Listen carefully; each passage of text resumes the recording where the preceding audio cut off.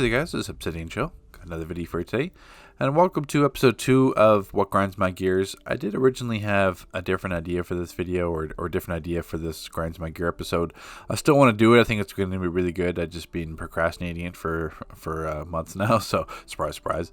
But this topic came up on the forums recently, and it's something that always kind of hits close to me in terms of wanting to debate it.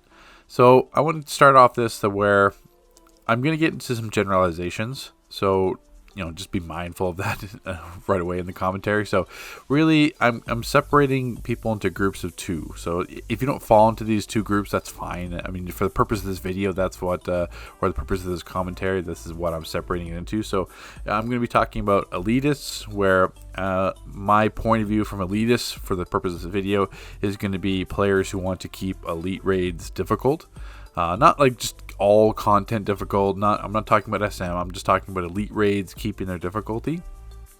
And on the other side of that, I'm going to be talking about casuals. And then for the purpose of this video, casuals will be players that either don't want elite hard or want elite available to everyone, or don't play the game enough to warrant like artifacts and gear and stuff like that. So you may fall into some a different category. Just for the purpose of this, for the sake of this, I'm just going to be talking about those two. So the general adage is that, or I guess I should go into the backstory. So basically what happened was that this whole DCUO Universe Online episode bracket that's going on Twitter, there's some talk about different episodes and what people feel are the best episodes and what people feel are the worst ones, stuff like that.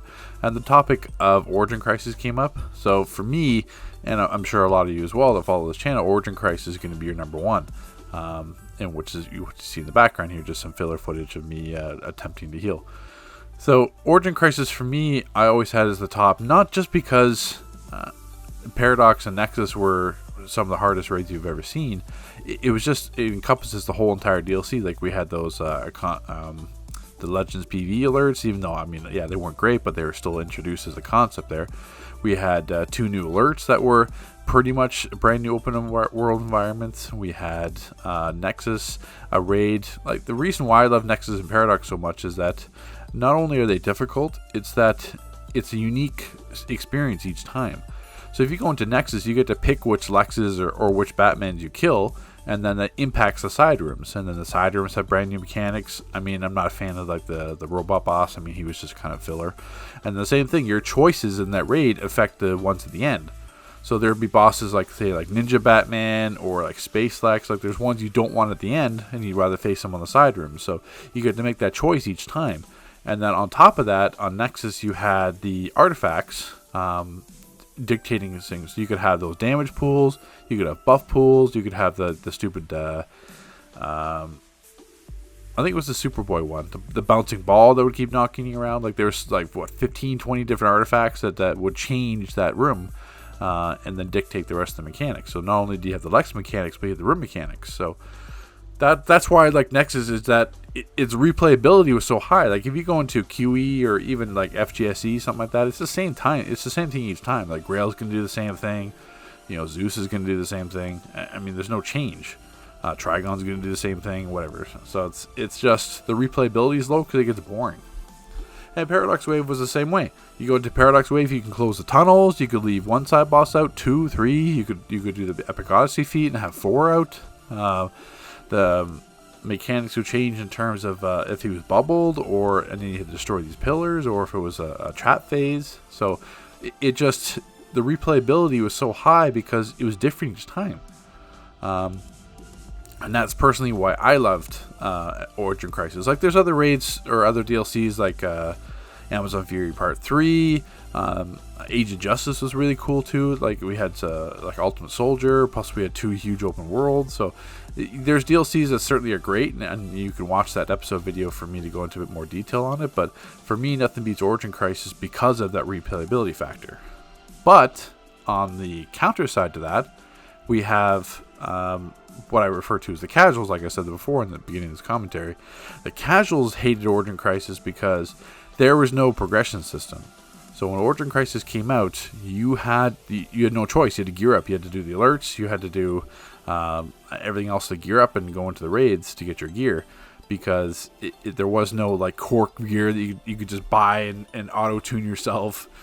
Drops were need greed or need greed roll or salvage, need greed pass, whatever, the old RNG system. So, and then you didn't even know which gear you're gonna get. You could be a tank and get controller gear. So yeah, obviously that part was frustrating in the DLC, but I mean that was the game at this time. But that's what they didn't like, because Origin Crisis was the first DLC where the developers were like, if you want to beat Paradox and Nexus, you have to get better as a player. And even Spittle even said it. He said, get good. It was like in a live stream or something like that. Like he literally said, for all the people complaining about difficulty, he said, just get good or get better. And that's what people took like large offense to. And for me, it makes sense. Like if you're playing a game, wouldn't you naturally think you have to get better at the game to beat content? That's for me. Like if content can't be beat, why can't it be beat? Are you doing different? If you're doing the roles wrong, are you doing group setup wrong, or are you not following mechanics? Like the thing with Paradox Wave, I won't really touch on Nexus because that's a little bit different. But with Paradox Wave, the mechanics are incredibly simple. It's incredibly simple to understand what's going on in Paradox Wave. You know, you have the Paradox Ravager. That's the heal tunnel one. So if you tank him in his pools and he heals, he's going to rage. And when he rage, he does that laser. And basically that one-shots you and drops that dot on your body. So you go into res, you die too. So, and then the death spread, and then you basically wipe. That's a really simple mechanic. Just don't tank him in the pools. And then on his third swipe, the third swipe is pretty much what would kill any single tank except Earth. Fire, ice tanks needed to heal. I mean, rage tanks were down at this time. But, I mean, Earth tank was the only tank that could effectively tank that third swipe. So you just had to avoid it. And when the Paradox Oppressor came out, the Oppressor just charged up and down. So when he charged, get out of the way. Like it's pretty simple. And then he's gonna ball the farthest person. You just pick him up and you pick him back up because he's gonna die. So I mean, the Paradox Oppressor really simple. The warrior's got a single target ball attack that's super slow moving. You just dodge. He's got a second attack where as long as you get out of range, he doesn't even proc it. And if you do get in range, then he's going to proc his multi-ball, which could wipe the group. So same thing, really simple mechanics. The sentry, the little orbs would drop. You pick up the orbs and you throw them at him to drop his shield. If you don't, then his shield's going to be up. It's going to be reflect. And he also jumps on you and does like a little crab walk. So really, really simple mechanics. Like it's not hard or difficult to explain those mechanics to a new player. But you had Paradox Wave pugs taking hours. Like, you guys have no idea. Like, the players that are today have no idea what pugs were like back then. You could easily spend like 5 or 6 hours in Paradox Wave and not even like beat the tunnels, like the side tunnels. Like, a lot of people just think of Paradox Wave as going for like the Epic Odyssey feat and having all sub bosses out. No, pugs could barely beat like a few tunnels. It was bad. So it was just indicative of the community that time, whereas for me it's like, this is straightforward. So I mean, why don't you get that? So I mean, that's why it didn't bother me at the time, because if I'm playing a game and they release something that's hard, I'm going to do what I need to do to be able to beat it. So there's no like OP gear to get this time. There's, we're all the same level, pretty much all the same skill points. So it's just you getting better as a player. It's not you going out and like farming a solo or a duo until your max purple drops or whatever, and then go into the raid. So you have to play the raid and progress through the raid to be able to get your gear drops. So the casuals at that point where they don't want anything like that.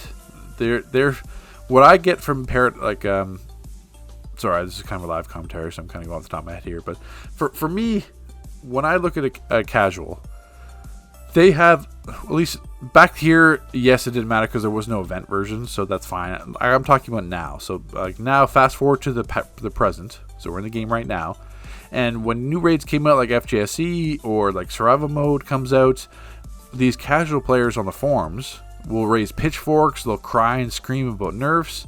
They said, "Oh, Elite can't be too hard because I like, how am I going to get these feats? How am I going to get these styles?" And to me, how is that fair?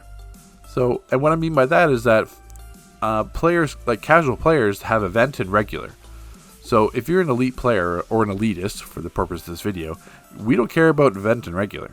Like, you're not going to see me in the forum saying, "Oh, event should be harder," or regular should be harder, or like, uptune regular. If the developers want to keep regular low or events like, really like a cakewalk easy, that's fine. Like, I'm not going to argue that fact. Should regular have more mechanics so that makes it easier for players to transition to elite? Sure. But I mean, if they want to keep regular easy, I'm not going to argue that point. Because why would I argue that point? Because I only care about elite. So this is where it comes into where I have an issue with casual players is, how do you feel you have the right to dictate what content elite should be when you already have event in regular?